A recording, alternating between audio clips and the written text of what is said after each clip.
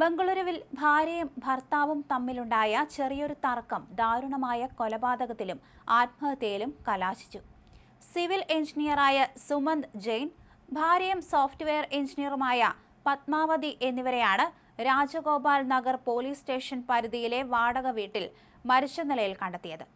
കഴിഞ്ഞ ദിവസം രാത്രി ഇരുവരും തമ്മിലുണ്ടായ ചെറിയൊരു വാക്കുതർക്കമാണ് ഒടുവിൽ ഇരുവരുടെയും ജീവനെടുത്ത ദാരുണ സംഭവമായി മാറിയത്.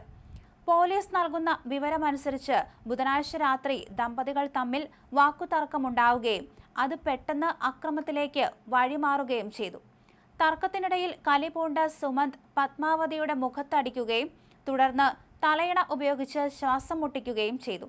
പിന്നീട് അല്പം കഴിഞ്ഞ് ഭാര്യയെ ഉണർത്താൻ ശ്രമിച്ചപ്പോഴാണ് അവർ ശ്വാസമെടുക്കുന്നില്ലെന്ന ഞെട്ടിക്കുന്ന യാഥാർത്ഥ്യം സുമന്ത് തിരിച്ചറിഞ്ഞത്. ഭാര്യ മരണപ്പെട്ടതോടെ ഭയന്നുപോയ സുമന്ത് പരിഭ്രാന്തനായി തന്റെ അമ്മയെ വിളിച്ച് നടന്ന കാര്യങ്ങളൊക്കെ തന്നെ പറഞ്ഞു. സംഭവത്തിന്റെ ഭയാനകമായ പ്രത്യാഘാതങ്ങളെക്കുറിച്ച് സുമന്ത് കടുത്ത ആശങ്കയിലായിരുന്നു. ഫോൺ സംഭാഷണത്തിന് പിന്നാലെ സുമന്ത് അമ്മയുടെ മൊബൈലിലേക്ക് ഒരു ആത്മഹത്യാ സന്ദേശം കൂടി അയച്ചു.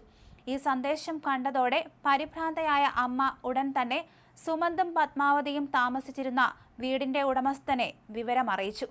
തുടർന്ന് വീട്ടുടമസ്ഥനെത്തി വാതിൽ തുറന്ന് പരിശോധിച്ചപ്പോഴാണ് ഹാളിലെ സീലിംഗ് ഫാനിൽ സുമന്തിനെ മരിച്ച നിലയിൽ കണ്ടെത്തിയത്.